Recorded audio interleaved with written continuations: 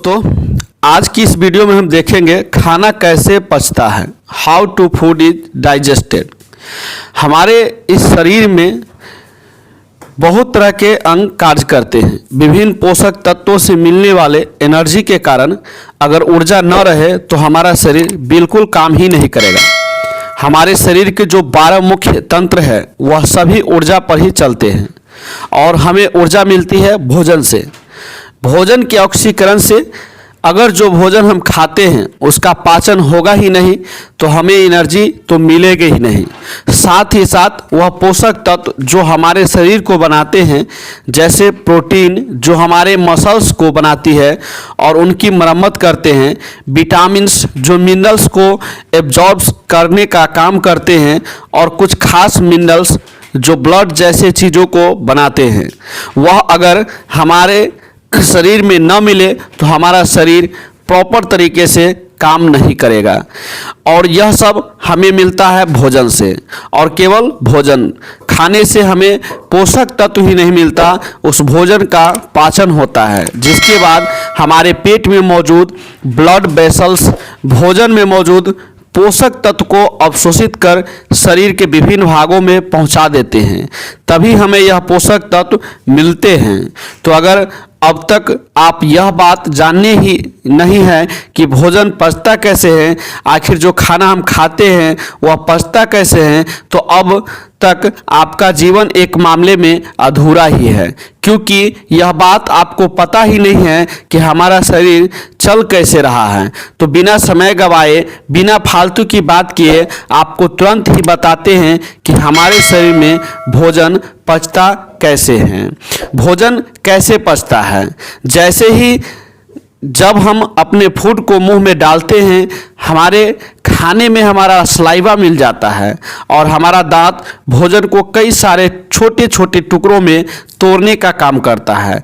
यह सबसे महत्वपूर्ण काम होता है, क्योंकि खाने पचने के लिए ज़रूरी है कि भोजन को जितना हो सके उतनी छोटे छोटे टुकड़ों में तोड़ दिया जाए। फिर इन टुकड़ों को ऊपर हमारे मुंह में ही मौजूद, जिसे कहते हैं वकल्स कैविटी, उसके अंदर ही दांतों और जीभ के बीच में सैलिवरी ग्लैंड पाई जाती है, जिससे सलाइवा निकलता है। यह सलाइवा भोजन के साथ मिलकर भोजन को बहुत ही ज़्यादा मुलायम बना देता है।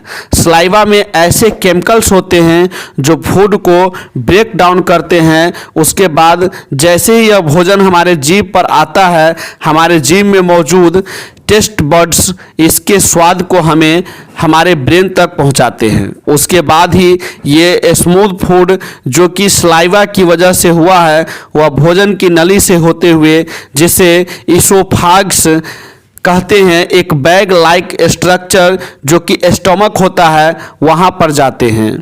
पर ख़ास बात यह है कि जब हमारा भोजन हमारे भोजन नली से होते हुए एक पेट की तरफ जाता है, तब यह एक खास प्रकार के मूवमेंट, जिसे पेरिस्टालिस कहते हैं, उस मूवमेंट के तहत हमारे पेट में जाता है, जिसमें होता यह है कि नली अपने आप को सिकुड़ती है और फैलाती है, जिसके वजह से फूड आसानी से पेट की तरफ चला जाता है।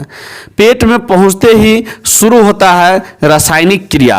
जैसे ही भोजन स्टमक में पहुंचता है, स्टमक इस फूड को अपने इन लाइनिंग से निकलने वाले गैस्ट्रिक डाइजेस्टिक जूस, जिसे हाइड्रोक्लोरिक एसिड और म्यूकस के साथ बिल्कुल मथ देता है, यानी मिला देता है, जिसमें से मुख्यतः एंजाइम फूड में से प्रोटीन को अलग कर देता है। वही हाइड्रोक्लोरिक एसिड भोजन को बहुत ही छोटे छोटे टुकड़ों में बांट देता है।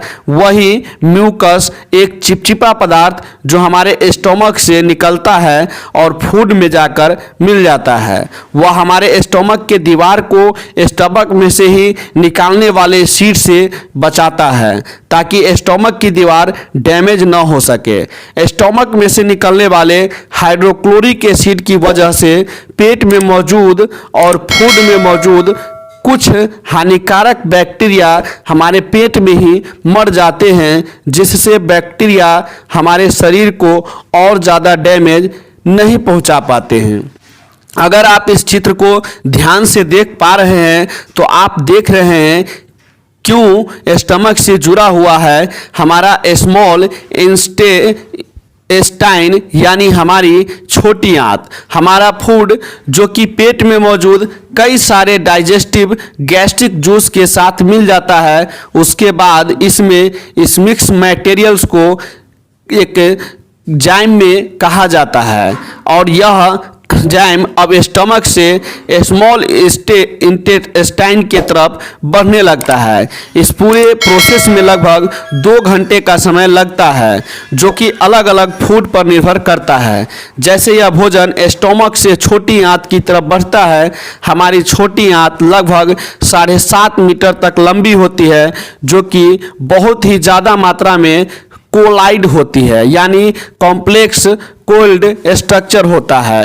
छोटी आंत का अगर देखें तो 3 भाग में बांटा है छोटी आंत। छोटी आंत भी 3 भागों में बांटा रहता है। सबसे ऊपर का भाग जिसे कहते हैं डिओडिनम, उसके बाद स्मॉल इंटेस्टाइन का दूसरा भाग जिसे कहते हैं जेजुनम, फिर आता है स्मॉल इंटेस्टाइन का सबसे आखिरी पार्ट जिसे इलियम कहा जाता है। जब फूड स्टमक से स्मॉल इंटेस्टाइन में आता है तो वह सबसे पहले डेडुनम में आता है, जो कि सबसे इम्पोर्टेंट पार्ट होता है। छोटी आंत का इसमें लीवर से आया हुआ बाइल जूस और पैंक्रियाज से आए हुए पेनिक्रिएटिक जूस फूड के साथ आकर मिल जाते हैं।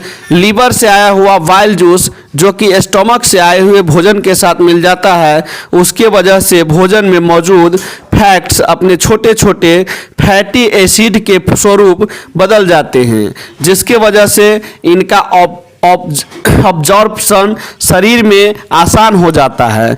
वहीं पैनक्रियाज से निकले हुए पेनक्रिएटिव जूस की वजह से कार्बोहाइड्रेट, शुगर और ग्लूकोज में टूट जाते हैं, वहीं प्रोटीन एमिनो एसिड में टूट जाते हैं। अब जब इन जूस इसकी मदद से भोजन में पाए जाने वाले महत्वपूर्ण पोषक तत्व अपने छोटे छोटे स्वरूप में आ जाते हैं, तो इसके कारण से छोटी आंत से यह ब्लड स्ट्रीम में ऑब्जॉर्ब होने के लिए तैयार हो जाते हैं। आंत में होता है अवशोषण, इसके लिए विल्स छोटी आंत के दूसरे हिस्से जेजुनम में पहुंचते ही है छोटी आंत के दीवार पर मौजूद छोटी छोटी फिंगर लाइक स्ट्रक्चर यानी उंगली जैसा स्ट्रक्चर जिसे विलिस कहते हैं, उनमें मौजूद छोटी छोटी ब्लड कैपिलरी में इन पोषक तत्वों का ऑब्जॉर्प्शन शुरू हो जाता है और यह प्रोटीन, कार्बोहाइड्रेट और फैट जैसी चीज़ें अब ब्लड वेसल्स में जाकर पूरे शरीर के बाकी अंगों में पहुंचने लगते हैं और धीरे धीरे इनका पाचन होते ही है छोटी आंत के तीसरे हिस्से इलियम में पहुंच जाते हैं, जहां पर भोजन में मौजूद मिनरल्स का भी ऑब्जॉर्प्शन शुरू हो जाता है, जहां से हड्डियों वाले और खून जैसी चीज़ों को बनाने वाले खनिज तत्व शरीर के विभिन्न भागों में पहुंच जाते हैं। छोटी आंत से बड़ी आंत में आता है भोजन। इतना सब होने के बाद भोजन छोटी आंत से बड़ी आंत की तरफ बढ़ जाता है, जहां पर हमारे शरीर के लिए पानी का ऑब्जॉर्प्शन होता है और कुछ ऐसे मिनरल्स जो छोटी आंत में ऑब्जॉर्ब नहीं हुए रहते हैं वह बड़ी आंत में से होकर ब्लड स्ट्रीम में चले जाते हैं। बड़ी आंत साइज में वह 1.5 मीटर तक लंबी होती है और यह छोटी आंत आज से आकार में चौड़ा भी होती है। जो भोजन डाइजेस्ट नहीं हो पाया होता है या फिर जो वेस्ट मटेरियल होता है वह बड़ी आंत से होते हुए हमारे एंस से होते हुए शरीर से बाहर निकल जाती है, जिसे फेकल यानी मटेरियल कहा जाता है और यह इस तरह भोजन हमारे शरीर में इतनी कठिनाइयों के बाद पचकर ऊर्जा देता है। तो दोस्तों यह वीडियो आप लोगों को कैसा लगा आप लोग कमेंट करके ज़रूर बताइएगा और अगर वीडियो अच्छा लगा है तो चैनल को सब्सक्राइब करके ही जाइएगा और बगल के बेल आइकन घंटे को जरूर दबा लीजिएगा, ताकि इसी तरह के नई नई जानकारियों से संबंधित जो है वीडियो लेकर के हम आते रहेंगे। धन्यवाद दोस्तों, फिर मिलेंगे अगले वीडियो में, तब तक के लिए टाटा।